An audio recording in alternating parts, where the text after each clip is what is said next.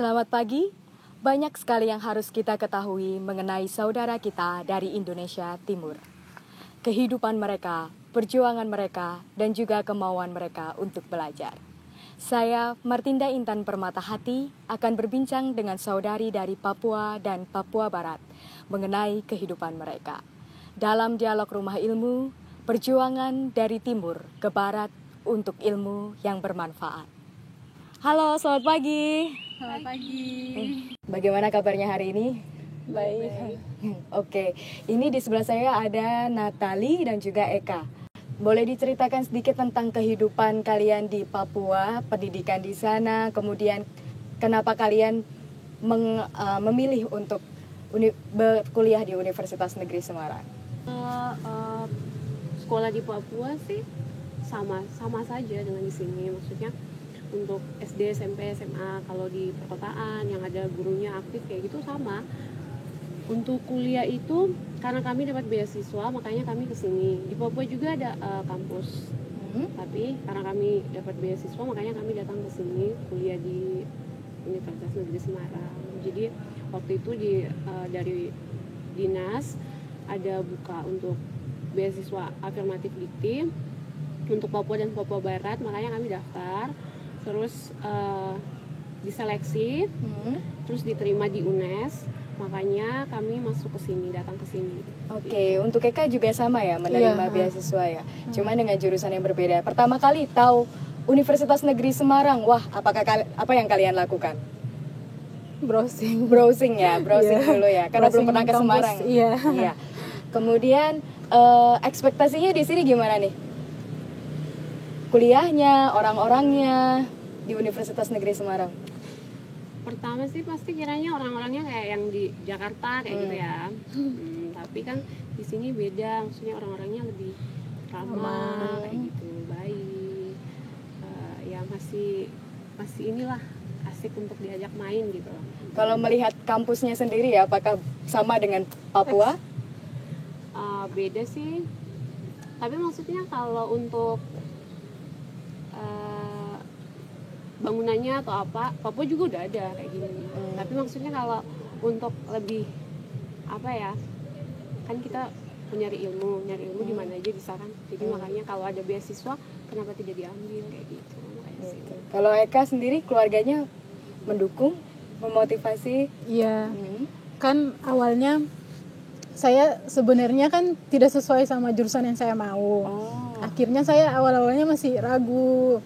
Terus dari keluarga ayo dicoba kayak gitu. Ya udah saya berangkat ya, dan akhirnya seneng juga kuliah di UNES. Iya, soalnya kan teman-teman di sini juga kan ayo belajar kayak gitu, disemangatin. Jadi karena keluarga dan juga sekitarnya mendukung ya. Dan Natali, kamu IP-nya juga tinggi ya, 3,3 ya. Gimana rasanya? Enggak sih, maksudnya Kak, banyak teman-teman di jurusan saya yang IP-nya tinggi gitu kan. Soalnya kalau sipil itu banyak yang hebat-hebat anak-anaknya gitu, jadi itu belum seberapa lah, ada yang lebih gitu. Tapi sempat kesulitan nggak mengikuti pelajaran atau mata kuliah yang ada di UNES? Awal sih, pas awal pertama kali datang itu masih penyesuaian, jadi masih bingung gitu. Oh, sipil ini kayak gimana gitu kan, masih bingung, masih belum dekat juga sama teman-teman, jadi penyesuaiannya masih lama pas semester 1 itu. Tapi setelah itu udah kayak teman, kayak keluarga gitu. Kayak keluarga. Kalau Eka sendiri bahasanya itu ada kesulitan? Saya bahasa tidak, tapi kayak teman-teman tuh kadang pas awal-awal ya mereka ngomong tidak pakai bahasa Indonesia tapi pakai bahasa Jawa, kadang membingungkan. Kadang juga dosen-dosen kan kalau ngajar juga langsung nyambung ke bahasa Jawa jadinya bikin bingung pas awal-awal. Ya, sebenarnya cita-cita kalian sendiri apa? Dari Natali dulu, cita-cita kalian. Cita-cita saya sih dari kecil sih emang mau itu jadi arsitek. Emang pertama kali diterima sih di arsitek, tapi malah pindah jurusan soalnya pas SMA itu lebih ke hitung gitu ya, matematika, jadi mau ini aja ke sipil gitu. Kalau Eka? Saya awalnya pengennya ahli gizi. Ya. Terus sekarang ambil teknik kimia, jadi berubah dong cita-citanya apa? Iya, harus berubah jadi apa nih? Pengennya jadi apa nih? Jadi apa cita-citanya? Saya pengennya kalau setelah lulus habis itu melamar di industri gitu. Oh, melamar di industri. Jadi kalian akan kembali ke Papua lagi ya? Iya. Mengembangkan Papua. Pasti harus. Pasti harus.